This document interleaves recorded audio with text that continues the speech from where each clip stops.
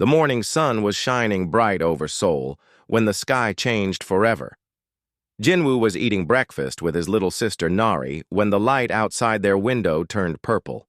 The 8-year-old girl dropped her spoon and pointed at the window with wide eyes. "Brother, look at the sky," Nari whispered.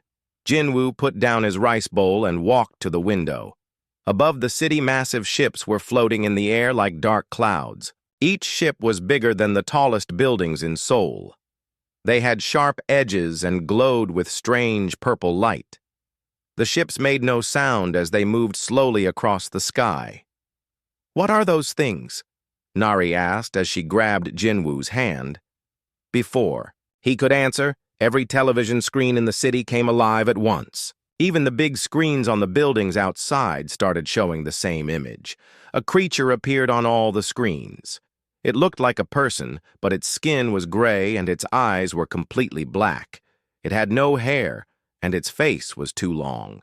The creature began to speak in perfect Korean, but its voice sounded like metal scraping against stone. "People of Earth, we are the Valkyrie. Your planet now belongs to us. You have 24 hours to surrender completely. Do not try to fight us. Do not try to run away. We have weapons that can destroy your entire world in seconds." The creature's black eyes seemed to look directly through the screen at every person watching. "If you surrender, some of you will live. If you fight us, all of you will die. Choose wisely." The screens went black for a moment. Then they showed images of the Valkyrie ships floating over every major city on Earth. New York, London, Tokyo, Moscow, Mumbai. Everywhere, people looked up at the same dark ships blocking out the sun. Jinwoo felt Nari's small hand shaking in his. He squeezed it gently and tried to smile. "Don't worry, little sister. Mom and Dad will be home soon. They will know what to do." But Jinwoo knew their parents were at work on the other side of the city. Do-hyun worked at a big office building and Yoonji was a teacher at a school. When the ships arrived, clear walls of energy had appeared around different parts of Seoul. The walls were invisible, but nothing could pass through them. Cars crashed into them. People trying to run hit them like solid glass. The city was divided into sections, and no one could move between them. Outside their apartment window, Jinwoo could see small flying machines coming out of the big ships. They looked like metal insects with glowing red eyes. The machines flew between buildings and seemed to be looking at everything. Sometimes they would stop and scan people with red beams of light. "I'm scared," Nari said softly. Jinwoo was scared too, but he was 12 years old and the big brother. He had to be brave for her. "Come on, let's move away from the window." They sat on the couch and Jinwoo turned on the television. Most channels were not working, but one news station was still broadcasting. A woman reporter was trying to stay calm, but her voice was shaking. "The government has issued a statement asking all citizens to remain in their homes. Military forces are responding, but initial reports suggest our weapons have no effect on the alien ships." The camera showed footage of jet fighters firing missiles at the Valkyrie ships. The missiles exploded against the ships but left no damage at all. It was like throwing stones at a mountain. "International leaders are meeting to discuss a response," the reporter continued. "But experts say we may have no choice but to accept the aliens' demands." Jinwoo turned off the television. He did not want Nari to hear any more scary news. The hours passed slowly. They ate some crackers and drank water. Jinwoo tried to call their parents, but the phones were not working. He looked out the window several times and saw more of the small flying machines moving through the streets. Sometimes he saw people being lifted into the air by beams of light and taken into the machines. As the sun began to set, purple lights started appearing on all the buildings. The lights were coming from small devices that the flying machines had placed everywhere. The devices made a low humming sound that seemed to go right through the walls. "What's happening now?" Nari asked. "I think they are getting ready for something," Jinwoo said. He was right. All over the world, the 24 hours were almost over. People had not surrendered because there was no way to surrender. The world leaders had tried to contact the Velkari but received no response. Military forces had failed to damage even one alien ship. As darkness fell over Sol, the Velkari ships began to glow brighter. New machines started coming out of them. These were bigger and moved on the ground like metal spiders. They had many arms and carried strange tools. The spider machines began moving through the streets in organized groups. Jinwoo watched from behind the curtain as one group of spider machines entered their building. He could hear them moving up the stairs with heavy metallic footsteps. Other tenants in the building were screaming and running, but there was nowhere to go. The energy walls still surrounded their section of the city. "Hide in the closet," Jinwoo whispered to Nari. "What about you?" she asked. "I'll be right behind you. Go now." As Nari ran to the bedroom closet, Jinwoo heard the spider machines reaching their floor. Their apartment door was strong, but he knew it would not stop alien technology. He followed Nari into the closet and held her close as they sat in the darkness among the hanging clothes. The footsteps stopped right outside their door. Then something began cutting through the metal lock with a sound like lightning. The door to their apartment fell to the floor with a loud crash. Jinwoo held Nari tighter in the dark closet as heavy footsteps entered their home. Through the crack under the closet door, he could see strange blue light moving around the apartment.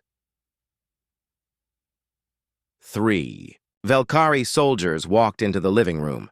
They were taller than humans and wore black armor that seemed to move like liquid. Their faces were hidden behind smooth masks with glowing red eyes. Each soldier carried a weapon that looked like a metal staff with electricity dancing around the top. The leader of the group was called Squad Leader Vex. He was bigger than the others and had silver marks on his armor. Vex looked around the small apartment with interest. Most human homes they had searched were full of useless objects. This one was simple and clean. "Scan for life forms," Vex ordered in the Velkari language. One of his soldiers pointed a small device around the room. The device made soft beeping sounds that got faster when it pointed toward the bedroom. 2 small humans detected, both children. Heartbeats elevated. "They are hiding." Vex nodded. Children were the most valuable for their research. Young minds, adapted better to Velkari technology. Adult humans usually went insane during the experiments, but children could survive the process. "Find them quickly. We have many more buildings to search tonight." The soldiers moved toward the bedroom. Their feet made no sound on the floor despite their heavy armor. In the closet, Jinwoo could hear them getting closer. Nari was shaking so hard he was afraid the soldiers would hear her heart beating. The closet door suddenly opened. Bright blue light filled the small space. Jinwoo blinked and tried to shield Nari's eyes from the painful glare. "Come out," one of the soldiers said in perfect Korean. "Do not try to run. It will only make things worse for you." Jinwoo stood up slowly and helped Nari to her feet. They stepped out of the closet together. The 3 Velkari soldiers were even more frightening. Up close. Their armor reflected the blue light from their weapons, and their masked faces showed no emotion. Squad Leader Vex studied the 2 children. The boy was older and seemed to be protecting the younger girl. This behavior was common among human siblings. The Velkari had observed it on many worlds they had conquered. "You will come with us," Vex said. "Our scientists need subjects for important research. You should feel honored to help advance Velkari knowledge." Jinwoo stepped in front of Nari. His legs were shaking, but he tried to stand straight. "Please." "Sir," he said in the little English he knew, "we are just children. We have done nothing wrong." Vex tilted his head. Most humans begged for their own lives when caught. This boy was different. "Take me instead," Jinwoo continued. His voice was getting stronger, even though tears were running down his face. "She is just a baby. Please don't hurt her. I will do whatever you want." The other soldiers looked at Vex. They had conquered 17 different species across the galaxy. They had heard desperate pleas in hundreds of languages, but something about this boy's words felt different. The way he said them created strange vibrations in the air. "Your sacrifice means nothing," Vex replied. "We need both of you. Female children adapt better to neural implants. Male children are better for genetic modification. You both have value to us." Jinwoo felt his heart breaking. He had promised to protect Nari, and he was failing. The aliens were too strong, and he was just a 12-year-old boy. "Someone help us," he whispered. "Anyone. Please." As the words left his mouth, something strange happened. The lights in the apartment flickered. Not just the apartment lights, but the alien devices, too. For just a moment, everything went dark. Vex looked around, with confusion. Velkari technology never malfunctioned. Their power systems were the most advanced in the galaxy. "Equipment check," he ordered. "All systems normal," one soldier reported. "No malfunctions detected." But something had happened. Deep beneath Seoul, in chambers that had been silent for millions of years, ancient computers registered the first activation signal they had received since the time of the dinosaurs. The signal was weak but unmistakable. It came from human vocal cords producing exactly the right sound frequencies. Back in the apartment, Vex decided to end this delay. "Enough talking. Activate the collection beams." Two soldiers pointed their weapons at the children. Blue light began to surround Jinwoo and Nari. The light felt warm at first, but then started to burn. Jinwoo realized they were being pulled slowly. "Toward the weapons, please!" he cried out again. This time his voice was louder and filled with more desperation than before. "Save my sister. Someone save her." The lights flickered again. This time they stayed off for 3 full seconds. In the darkness, Jinwoo thought he heard a sound like distant thunder coming from somewhere far underground. Vex was beginning to feel uncomfortable. In all his years of conquest, he had never experienced equipment failures like this. The boy's voice seemed to be causing some kind of interference with their technology. "Increase beam power," he commanded. The blue light around the children grew, stronger. Nari started crying as the burning sensation increased. Jinwoo felt like his skin was on fire, but he refused to let go of his sister's hand. "Help us!" he shouted one more time. "Someone please help us!" This time, the vibration in his voice was so strong that cracks appeared in the apartment windows.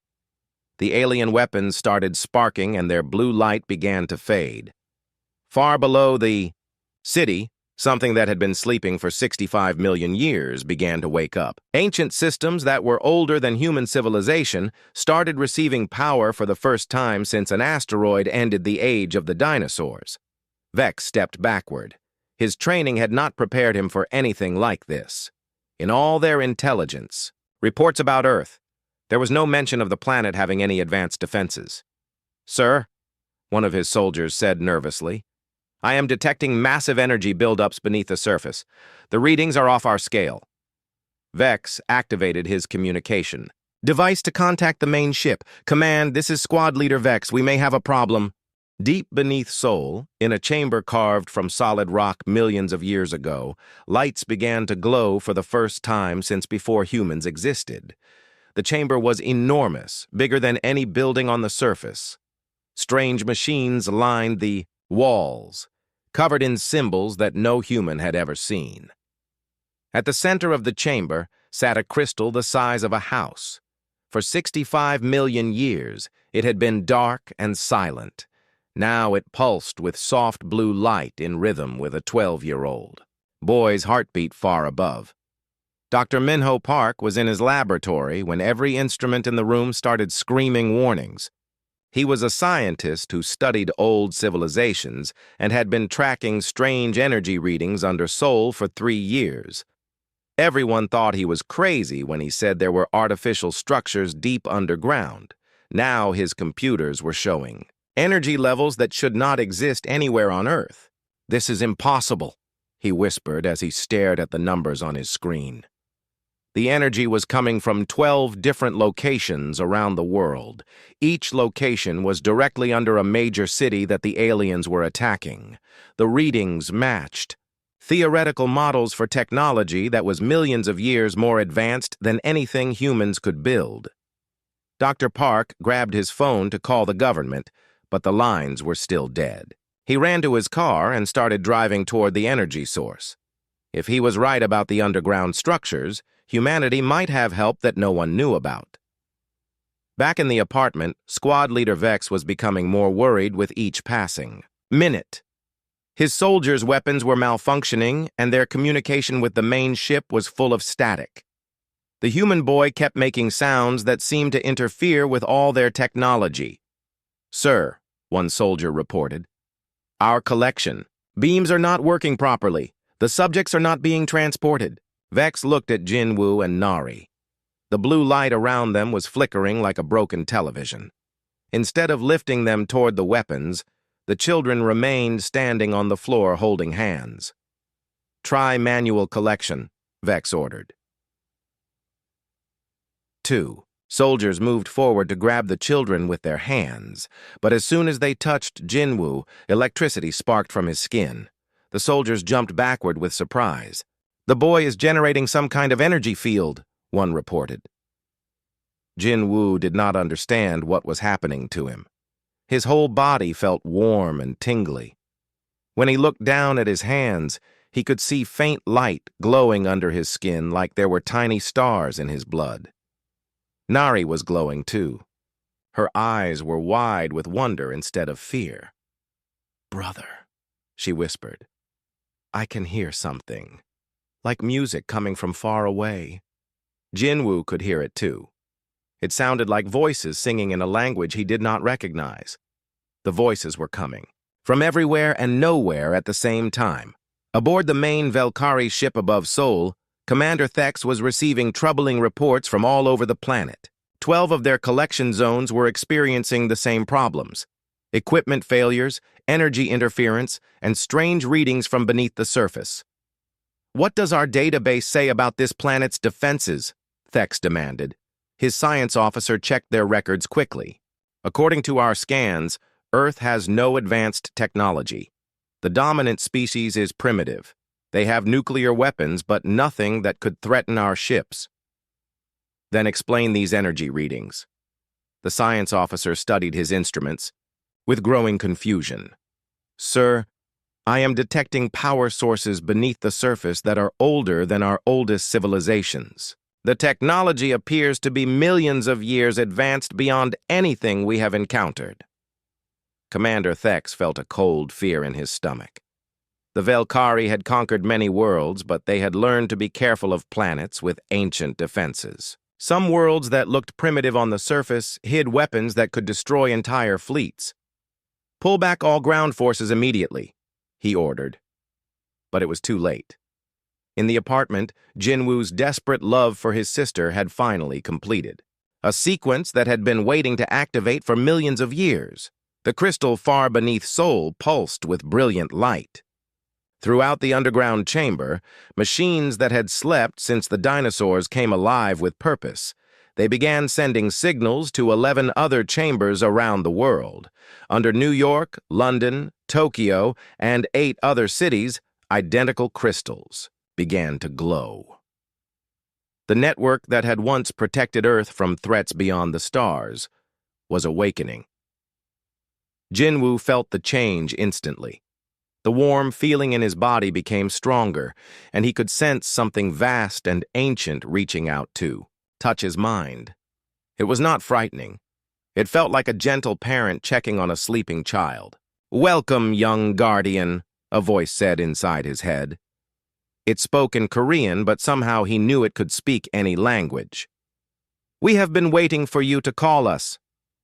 "Who are you?" Jinwoo asked, without moving his lips. "We are what your people might call an artificial intelligence. We were created by those who came before to protect this world and its children. You and your sister carry the genetic codes that allow you to awaken us." Nari gasped as the same voice spoke to her. "Are you going to help us?" she asked. "Yes, little one. But first you must understand what you are. Your species was not an accident. You are the children of Earth's first guardians, designed to carry on their work when the time was right." Squad leader Vex watched in horror as the two human children began to glow brighter. Their apartment was filling with light that hurt his eyes even through his protective mask. His soldiers were backing toward the door as their weapons sparked and failed completely. "Sir, we need to evacuate immediately," one soldier said. But before they could move, the floor beneath them began to shake. Far below, something enormous was rising through the earth. All over Seoul, people looked up in amazement as the ground split open in perfect circles. From each opening, structures made of smooth white metal emerged like flowers blooming in fast motion. The structures were beautiful and clearly not made by human hands. In 12 cities around the world, the same thing was happening. Ancient weapons platforms that had defended Earth during the age of the dinosaurs were returning to the surface. Commander Thex stared at his screens in disbelief as the primitive planet revealed its true nature. "Sir," his science officer said with a shaking voice, "those structures are charging weapons that could destroy our entire fleet." For the first time in his military career, Commander Thex felt genuine fear. "Send a message to the High Command," he ordered. "Tell them we have not invaded a primitive world. We have awakened something that was sleeping, something that our ancestors once called the Guardians." The white metal structures rising from the earth were bigger than skyscrapers. They moved without sound, pushing through concrete and steel like they were made of water. Each structure had smooth curves and surfaces that seemed to shift and flow, even after they stopped moving. Dr. Minho Park stood at the edge of one of the openings in Seoul, staring down into depths that glowed with soft blue light. His hands shook as he took measurements with his instruments. The readings confirmed what seemed impossible. These structures were 65 million years old. They had been built before the asteroid that killed the dinosaurs. But the technology was so advanced that they looked like they had been finished yesterday. "This changes everything we know about Earth's history," he whispered into his recording device. Around the world, other scientists were making the same discovery. Dr. Sujin Lee at the genetics laboratory in Busan was studying blood samples from people near the emergence sites. What she found made her call an emergency meeting with every geneticist she could reach. "The DNA patterns are unlike anything we have seen," she explained to her colleagues over video conference. "People living near these structures have genetic sequences that do not match normal human development. It is as if they have additional code written into their cells." Dr. Yuna Choi, a physicist in Tokyo, was analyzing the energy patterns from the structures. "These are not just weapons," she reported. "They are creating some kind of protective field around the entire planet. The energy is spreading through space faster than light should be able to travel." But the most shocking discovery came from Captain Hyunwoo Kim of the South Korean military. His communication equipment had started receiving signals that were not coming from any human source. "This is Guardian Prime," a voice said clearly through his radio. "I am the artificial intelligence that controls Earth's defense network. I need to speak with your leaders immediately." Captain Kim nearly dropped his radio. The voice was speaking perfect Korean, but there was something about it that did not sound quite human. "Who are you?" he asked. "I am what remains of those who built these defenses. 65 million years ago, my creators knew that a great catastrophe would end their civilization. They designed me to protect this world until their successors were ready to take over the guardian role." Successors? What successors? "The human species. You were not an accident of evolution. You are the result of careful genetic engineering. My creators seeded your planet with the biological foundation for a species that could eventually operate our technology." In the apartment where it all began, Jinwoo and Nari were no longer afraid of the Velkari soldiers. The ancient voice in their minds was explaining everything. "Your people call the extra genetic material junk DNA," Guardian Prime told them. "But it is actually the control system for our defenses. Only humans with the right genetic patterns can fully activate our weapons." Squad leader Vex and his soldiers were pressed against the apartment wall, watching in terror as the two children floated a few inches off the floor. Light poured from their skin, and their eyes glowed with soft. "Blue fire! What are you?" Vex demanded. Jinwoo turned to look at him. When he spoke, his voice carried harmonics that seemed to come from the walls themselves. "We are Earth's children, and Earth remembers what you have done." Through the apartment window, they could all see the Velkari ships trying to leave Earth's atmosphere, but invisible barriers were holding them in place like insects trapped in amber. Commander Thex was panicking as his engines failed to respond. Every system on his ship was being interfered with by energy fields they could not understand. "Or fight." "Sir," his science officer reported, "I am receiving data from our archives. The Guardians were a species that protected this part of the galaxy millions of years ago. They vanished during what our records call the Great Dying." "What happened? To them?" "An asteroid impact. It destroyed their surface civilization and put their homeworld into an ice age that lasted thousands of years. We thought they were extinct."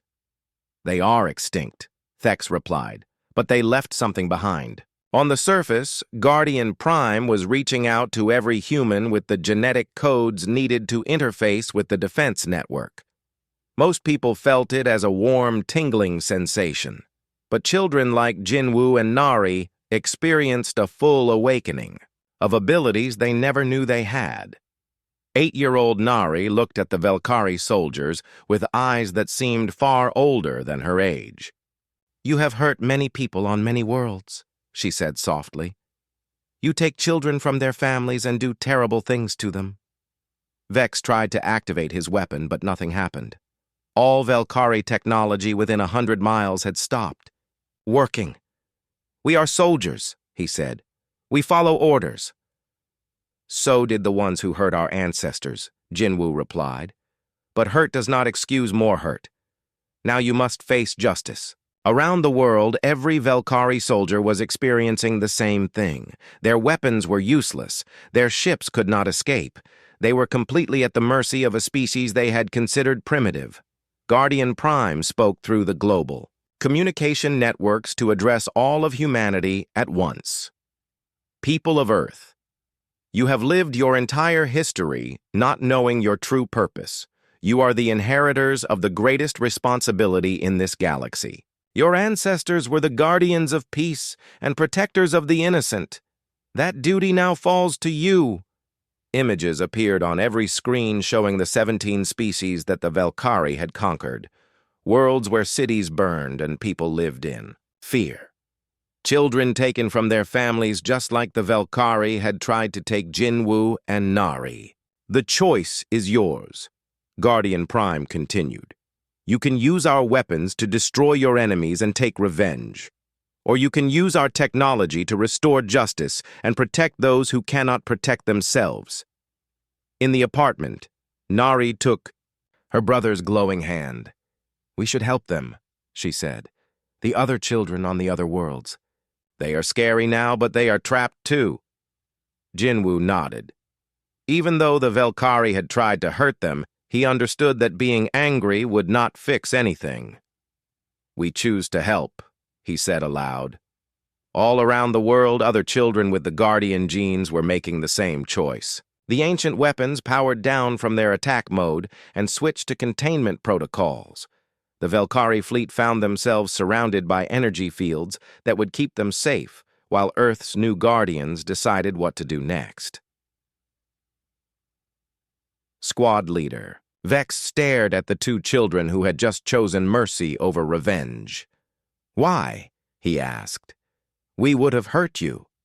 Nari smiled at him with the wisdom of someone much older. "Because someone has to choose to stop the hurting. And we are Earth's children." Now, 3 days after the awakening, the world had changed in ways no one could have imagined. The Velkari fleet hung motionless above Earth's cities, held in place by energy fields that sparkled like soap bubbles, but were stronger than any metal. In a hastily built command center in Seoul, world leaders gathered to witness something unprecedented. Guardian Prime had requested a formal meeting with Earth's governments to explain humanity's new role in the galaxy. President Park Soon-ho of South Korea stood with the American president, the Chinese premier, and leaders from 50 other nations. They watched as holographic displays showed star maps that extended far beyond what human telescopes had ever seen. For millions of years, Guardian Prime explained through speakers throughout the room, this region of space was protected by my creators. They maintained peace among hundreds of civilizations and stopped aggressive species from conquering peaceful worlds. The hologram showed beautiful cities on distant planets, species that looked nothing like humans, but clearly lived in harmony with their environments. When the asteroid came, my creators knew they would not survive. They had time to create one final project before their extinction. They seeded your world with genetic templates for a species that could eventually take their place. Dr. Sujin Lee, now serving as Earth's chief genetic advisor, studied the data streaming across her tablet. The modifications go back to the very beginning of human evolution, she reported. Every step in our development was guided to produce individuals capable of interfacing with Guardian technology. Guardian Prime continued the briefing. The Velkari are not the only aggressive species in this galaxy. In the time since the Guardians fell, 17 peaceful civilizations have been conquered or destroyed. Millions of innocent beings have suffered, because there was no one to protect them. The hologram showed images that made several world leaders turn away.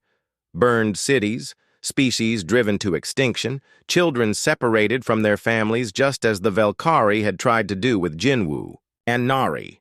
Your awakening was triggered by pure protective instinct, Guardian Prime explained. The boy's desperate love for his sister created the exact harmonic frequencies needed to activate our systems. This was not an accident. Love and protection are the core values that my creators built into your species. Captain Hyunwoo Kim raised his hand like a student in class. What exactly are you asking us to do? I am not asking. I am offering. The Guardian technology is now yours to use as you see fit. You can turn it off and pretend this never happened. You can use it only to defend Earth, or you can accept the responsibility that your genetic code was designed for. Professor Tae-hyun, you, who had been studying the children with awakened abilities, spoke up. How many humans can actually use this technology?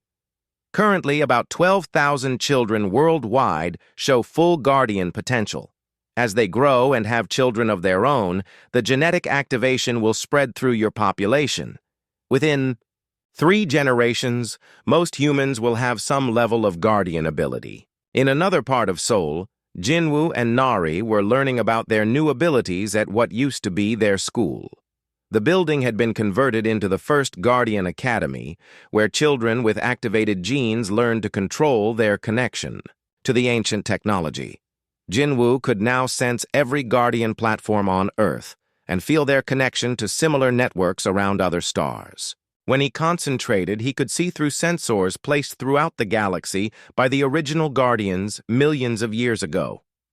Look at this, Nari said, sharing a vision with her brother. They were seeing a planet called Keth, where small blue people with 4 arms lived in crystal cities. Velkari ships were bombing their homes while soldiers collected survivors for experimentation. They have families just like us, Nari whispered. Through their genetic link to Guardian Prime, both children could feel the fear and pain of the Keth people. It was the same fear they had felt when the Velkari broke into their apartment. We have to help them, Jinwoo said. I agree, came a new voice. They turned to see squad leader Vex approaching them. The Velkari soldier had been released from the energy field that had held him prisoner. His armor was gone, and he wore simple human clothes that looked strange on his tall gray frame. You could have killed us all, Vex said to the children. Instead, you chose to show mercy. This is not something my people understand. Why are you here? Jinwoo asked. To help. For 300 years, my people have conquered worlds because we believed it made us strong. But seeing your Guardian technology has shown us how weak we really are. We have been running from world to world, taking what others built, because We forgot how to build anything ourselves. Nari studied the alien with her glowing blue eyes. Do you want to change? I want to try. My commander, Thex, and many of our soldiers feel the same way. We can provide information about the species we have conquered. We know their locations, their needs, their languages. We can help you free them. Guardian Prime's voice echoed through the academy. This offer is genuine. I have scanned Vex's mind, patterns. He and approximately 30% of the Velkari force are experiencing what humans might call a crisis of conscience. Back in the command center, world leaders were receiving reports from Guardian sensors throughout the galaxy. The scope of suffering was overwhelming. Billions of innocent beings lived under Velkari occupation on 17 different worlds.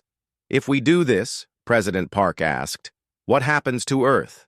Do we become targets for other aggressive species? You are already targets, Guardian Prime replied.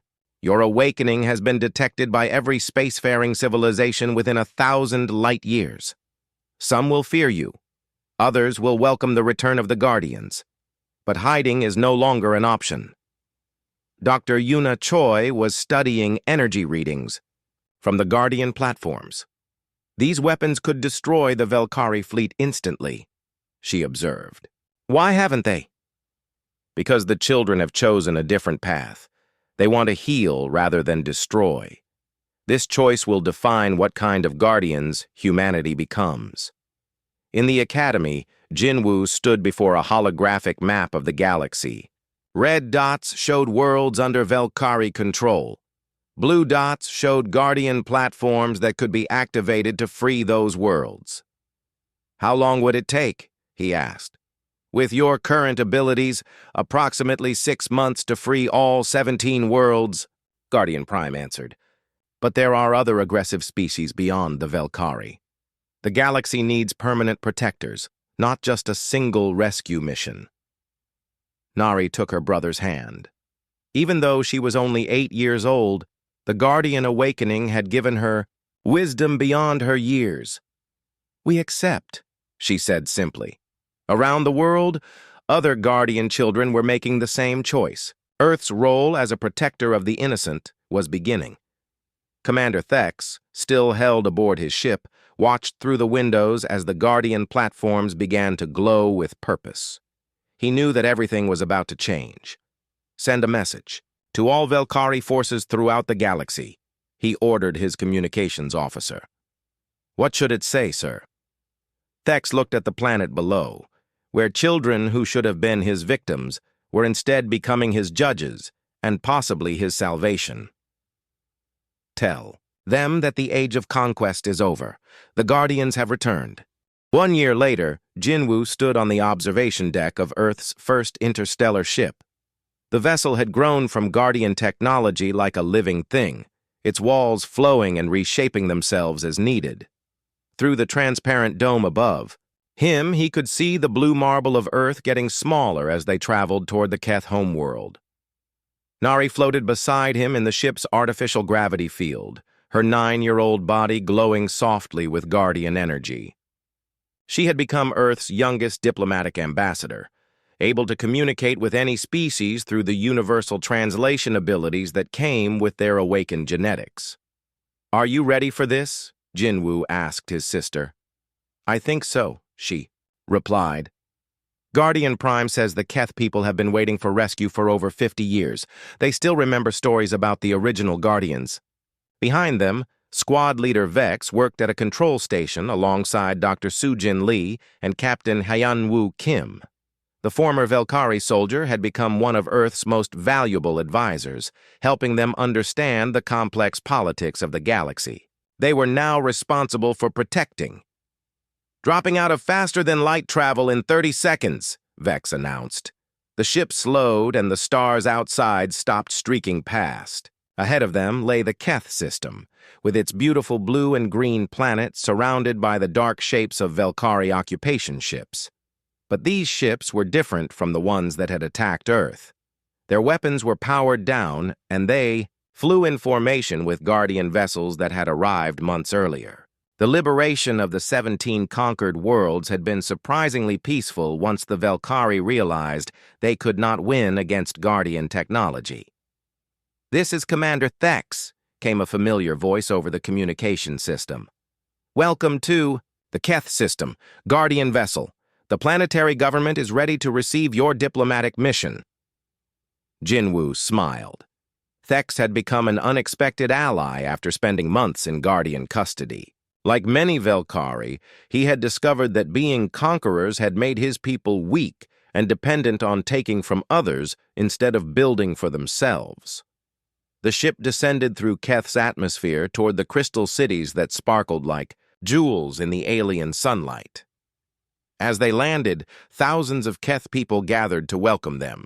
The four-armed blue beings sang in harmonious voices that made the air itself seem to dance.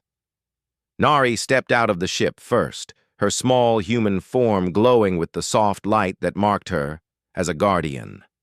The Keth people fell silent for a moment, then burst into songs of joy that had not been heard on their world for 50 years. An elderly Keth named Zil approached them.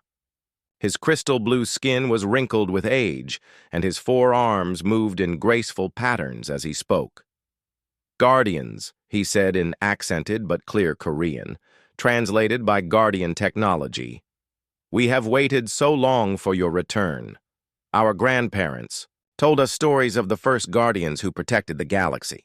We never lost hope that new Guardians would come." Jinwoo bowed respectfully. "We are honored to meet you, Elder Zil. We are here to make sure your people are never threatened again." The ceremony that followed was beautiful and moving. The Keth had prepared traditional dances and songs to welcome the Guardians. But the most meaningful moment came when their children approached Nari with gifts they had made from crystal and metal. A young Keth girl named Pip offered Nari a necklace that sparkled with inner light. "This is for you, Guardian sister," Pip said shyly, "to remember that the Keth people love you." Nari hugged the alien child gently. "We love you too, and we promise that no one will ever hurt your family again." Over the following days, they visited all 17 liberated worlds. Each species had their own way of showing gratitude. The rock people of granite sang with voices like avalanches. The flower beings of petal painted portraits with colors that changed with emotion. The sky dancers of wind performed aerial ballets that took Jinwoo's breath away. But the most important meetings happened aboard the Guardian command ship that now orbited Earth. Representatives from hundreds of peaceful species came to meet humanity's new guardians and discuss the future of galactic civilization. Professor Taehyun Yu had established Guardian academies on 12 different worlds, where both human and alien children learned to work together. The genetic modifications that had created humanity's Guardian abilities could be adapted for other species, creating a network of protectors throughout the galaxy.